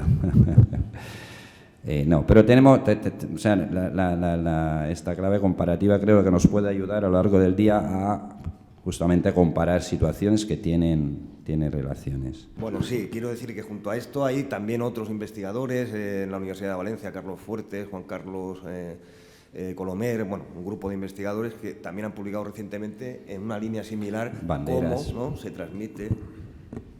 Sí, Néstor Banderas. Néstor Banderas, sí, creo que hay... La guerra civil y el franquismo, la dictadura. Es decir, que en poco tiempo, pues, esta cuestión que planteaba Guzmán, ¿no?, sobre el interés, necesidad o sensibilidad respecto a cómo transmitir y cómo analizar también qué pasa en las aulas de secundaria, yo creo que más o menos se está haciendo un camino. A ver, que no es que comience ahora, que ya lleva también referentes anteriores y que se está, digamos, desde también la asociación, ¿no?, de personas represaliadas del franquismo en Cataluña también hay, ¿no?, un grupo que se dedica fundamentalmente a este análisis también, ¿no?, de la educación, la historia, la memoria de la educación, ¿no?, en las aulas. Hay un boicot, que no conseguimos una cosa tan clara como es la secuenciación, los periodos, ¿no? Entonces, yo veo los libros de mis chavales, de mis hijos, y todos son, el mayor y el pequeño, aún cambiando la ley, guerra civil y franquismo. República y guerra civil, y luego el franquismo, eso es a lo que me refiero, que les he dicho lo que debería ser y no como está. Es decir, vinculan la República como un desastre que lleva a la guerra civil y el franquismo dividido en esto que hemos dicho hoy aquí, que no debe ser, ¿no?, que es ese franquismo, esa posguerra como necesidad de la guerra, y ese segundo franquismo que es el desarrollo. Eso es una historia, una visión de la historia consolidada en los libros de texto en 2023, con la ley aprobada ahora. Y eso, me refería a eso, ¿no? O sea, que ya sé que nosotros, y ya sé que hay, y se está intentando y se ha visto, pero joder, que no se cambia. Y en la universidad tienen que llegar, para explicar la guerra civil, a cuarto. Si han superado ya a todos nosotros y no han acabado taraos, pues llegan a cuarto. O sea que, bueno, en fin, yo os transmito aquí mis penas, como veis, pero creo que es algo general. Antes de desayunar, yo quería introducir una cosa que repetimos en algunos de estos ámbitos. Un poco de optimismo, un poco de coraje y un poco de esperanza. Optimismo porque creo que a pesar de todo se están haciendo grandes investigaciones y yo voy a romper una lanza de lo que se está haciendo a nivel local. En Tarrasa, por ejemplo, estamos trabajando para tener un inventario de las personas que fueron represaliadas durante el franquismo. Llevan más de 5.000 que están acreditadas, y otras que lo fueron que todavía no están acreditadas. Hemos identificado que hay personas fusiladas en la Riera de las Arenas, que no únicamente los que mataban aquí en el campo de la Bota. Es decir, que van saliendo cosas y este es un hilo. ¿Qué pasa? Que no hay recursos, que el Centro de Estudios Históricos no tiene recursos, no tiene dinero, y ahí hay un problema de presupuestos que debemos, entre otras cosas, que debemos de resolver. El tema del coraje es porque efectivamente también hay pasos atrás. Las elecciones de las comunidades autonómicas y locales han dado el resultado que han dado, y en Valencia hay un retroceso, y hay un retroceso en las islas, y hay retrocesos, y esto, pues claro. Y sabemos, bueno, pues que esto las entidades memorialistas tienen que responder y están respondiendo muy bien. Tenemos el hecho de que ha desaparecido un referente importantísimo, no ahora, sino en el 2007, como fue Carabanchel. Nada más faltaría, efectivamente, que la documentación se hubiera también perdido. Tenemos algunas archiveras que nos han dicho, oye, no os preocupéis, que hay una parte, como se ha dicho, que está en otros archivos y se va a proteger. Pero tenemos la Dirección General de Seguridad, efectivamente. Yo particularmente, cuando voy a Madrid, intento no pasar por allá, por algunos recuerdos que tengo, pues evidentemente es así. Pero yo creo que hay otro punto final, que es el de la esperanza. Tenemos una ley de memoria democrática que permite avanzar en algunas cosas. El tema de la violencia política se reconoce no únicamente hasta la Constitución, sino hasta el año 83, que se puedan investigar esos temas. Y hay que hacerlo. Y hay que hacerlo también a nivel local. Y las administraciones autonómicas y las administraciones locales tienen que hacerlo. Y ahí el tema que habéis planteado, que es fundamental, el tema de la educación. el tema de que la memoria llegue a las aulas. Esta es la clave. Si perdemos esta batalla, sí que estaremos perdidos. Por tanto, ahí también un elemento de esperanza, porque hemos conseguido desde muchos ámbitos, pero particularmente, y yo quiero reivindicar el trabajo que se ha hecho, y Isabel en primer lugar, en el tema de que esté presente en la Ley de Memoria Democrática 20-2022 los temas para que llegue a las escuelas, y lo que estamos ahora también tramitando en Cataluña con la Ley de Memoria Democrática de Cataluña, que estamos actualizando. Afortunadamente, esos temas están bien recogidos y yo creo que esto debe servirnos también de esperanza para trabajar en esa línea en todos los ámbitos y particularmente en el ámbito local. Y yo digo, estos días, pues ya los que estamos jubilados es que nos faltan horas para poder participar en la cantidad de actividades de memoria democrática. Un poco de optimismo y efectivamente el tema donde tenemos dificultades es cómo podemos transmitir esto a las nuevas generaciones y a la gente joven. Pero bueno, yo creo que en eso tenemos que ir a tomar un café con un poquito más de esperanza y de optimismo. Bueno, perdón. Te agradezco mucho tu intervención, sinceramente, por el optimismo. Pero yo creo que aquí no hablábamos de pesimismo, hablábamos de limitaciones reales y el optimismo se parte desde el pesimismo de la razón. Si me permites, ahora nos tomamos un café con el optimismo de la voluntad. Yo no tengo ningún pesimismo, creo que Guzmán tampoco, creo que Andrea tampoco, pero lo que sí que hay que señalar y apuntar son cuáles son los problemas. Y la pregunta es, si hay tantas actividades de memoria democrática, si hay tantas, deberíamos preguntarnos como mínimo dos preguntas. Una, habiendo tantas, ¿por qué la ley de memoria democrática, según las encuestas, aunque ya sabéis que las encuestas están en cuarentena permanentemente, es una de las leyes más rechazadas en las encuestas a la ciudadanía, primero? Y segundo, si hay tantas actividades de memoria democrática, ¿son necesarias? ¿Nos contraprogramamos? ¿Cooperamos o competimos? Es decir, hay elementos de optimismo fundamentales, pero también no hay que dejar y abandonar un balance sobre qué es y cómo se da nuestra actuación, porque entonces, bueno, pues creo que nos equivocaremos. En todo caso, yo te agradezco lo que has dicho, esperanza, voluntad y tesón. Y ahora el café. Me gustaría puntualizar antes dos cositas, ya que mi nombre ha salido dos veces. Me gustaría puntualizar dos cosas y soy muy rápido con ello. No ha habido ninguna intención por mi parte de frivolizar ni de banalizar la dictadura. Si eso se ha interpretado así, mi intención era justo lo contrario. Lo que a mí me alarmaba, lo que yo he querido decir, es que a mí me alarma que a estas alturas de la película siga habiendo bastantes manifestantes con la bandera del pollo, se sigan repitiendo Franco, Franco, Franco y cantándose el cara al sol. Eso es lo que a mí me pone los pelos de punta. Y eso justamente lo pueden hacer porque tenemos una democracia. Pero claro, habría que preguntarse cómo es que no sucede aquí lo que sucede en Alemania, que está prohibida toda simbología nazi. Es una gran pregunta. Y con ello no banalizo absolutamente nada, porque yo sé distinguir, porque yo he sufrido también la represión, aunque más tarde y más jovencito y durante menos tiempo, de la dictadura que sufrimos, y sé distinguir entre la democracia y la Constitución que tenemos ahora y los principios fundamentales del movimiento. Os quede clarísimo, lo digo porque... Lo teníamos claro. Si sale una vez mi nombre, bueno, pero que salga dos ya es aquello que dices, tengo la necesidad de puntualizar. Se te piden disculpas. Nada, sí, daros las gracias por todo lo que habéis comentado. Me venía a la cabeza la diferencia entre el primer y el segundo franquismo y todo lo que quedó oculto, pero lo importante que es la gente que sufristeis la represión y el periodo final, pensando por ejemplo en la película esta de Argentina, ¿no? del golpe, que sí que tuvo un impacto muy importante y gente joven sí que se empezó a preguntar, y que yo creo que el cine es un camino por volver al tema del optimismo, ¿no? Sé que somos gente gris y tal, pero no pesimista. Y claro que sí, lo que pasa es que también es mucho voluntarismo, que a veces no es lo mismo. Entonces yo creo que hay que seguir investigando y hay que seguir viendo cómo conectamos, porque si no perdemos un poco el rumbo. Y ya aprovecho y hago propaganda. Hemos seguido investigando el tema de Mauthausen, por ejemplo, para que veáis que las líneas son importantes y la documentación es importante, pero no hemos podido verla en España, ¿no? Hemos tenido que ir fuera. y hemos podido abarcar, gracias al tema de las embajadas, pues las mujeres que fueron deportadas a los campos alemanes, el resto que fueron a otros campos y los sefarditas. O sea que claro, pero eso tiene que ser pues con medios, con conocimiento, con documentación, y la ley es estupendo que llegue hasta el año 83. Pero si no podemos ver los expedientes policiales, ¿cómo se va aquello a sustentar?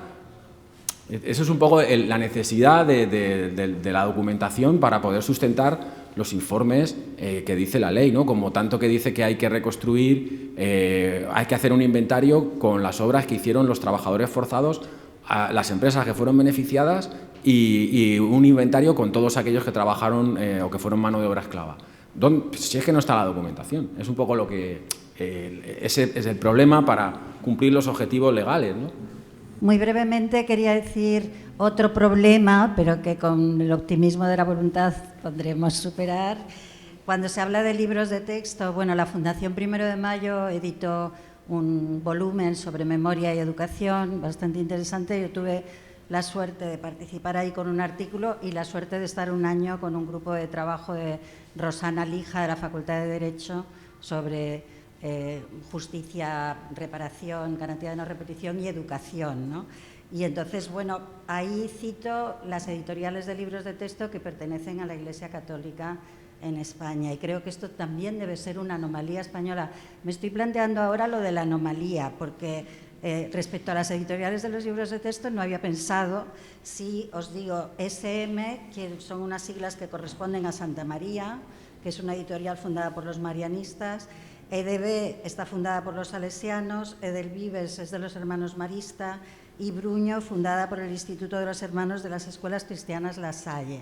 Entonces, excepto Vicens Vives, que aquí tenemos algunos de los redactores, que yo creo que es la editorial que mejor plantea estos temas, aquí también tenemos, yo creo que hay un problema con la propiedad de estas editoriales y cómo contarán, por ejemplo, la implicación de la jerarquía católica en el golpe de Estado, la carta a todos los obispos del mundo por parte de... Bueno, entonces aquí tenemos otro problema que resolver, y por citar otro problema que resolver, es obligatorio a partir de la ley la formación del profesorado en memoria democrática, pero, por ejemplo, la Comunidad de Madrid, si buscas formación del profesorado en memoria democrática, organiza 2 cursos, y tiene que ver con lo que decía Utmaro antes. Organiza un curso, no sobre la guerra no aparecía, pero en ese momento había uno sobre el terrorismo de ETA y otro sobre la Constitución del 78.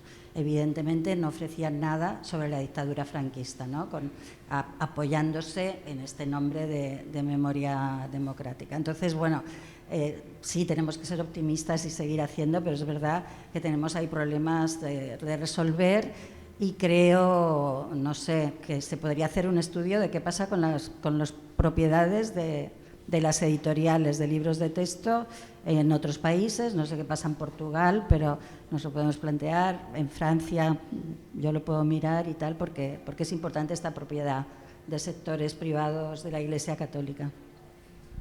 A mí me ha sorprendido que lo que yo he hecho como una anécdota de decir el régimen, evidentemente sé dónde estoy, y ha sido algo que se me ha ocurrido, pero que en ningún momento voy a decir fuera de aquí, porque además no sería verdad. Lo único que he querido subrayar es que la preocupación de que no nos han explicado, excepto algunos, las historias de la guerra. En los colegios se cuenta poco, la ayuda de los medios de comunicación. Evidentemente que sé que hay mucha gente en la AMICAL, comisiones, no hace falta que lo enumere, que estáis haciendo un esfuerzo enorme, pero bueno, ha sido una anécdota quizás influenciada por los últimos acontecimientos del país, incluso por el mal tiempo, pero que soy optimista porque si no, vamos, estaría en mi casa. Gracias. Bueno, yo era sobre lo que planteabais de cómo, claro, yo hace 5 años no hice bachillerato, de cómo planteabais que se enseñaba en las aulas y los manuales, y lo que ha dicho Utmaro del franquismo. Te venden el relato, tú vas a selectividad, ¿no? Con el relato de que ya en los años 60 ya el franquismo ya nada, ya estaba agonizando. Y me ha chocado mucho el dato del decreto 10 del 75, porque no lo sabía y, o sea, me ha chocado mucho porque desmonta totalmente el relato este que hay en los manuales, en la sociedad actual y lo que te explican, ¿no? La idea con la que sales tú de tu formación de bachillerato es esa, ¿no? En los 60 ya el tardofranquismo, el desarrollismo, ya como que la dictadura dura ya ha muerto. Era solo esta pequeña aportación.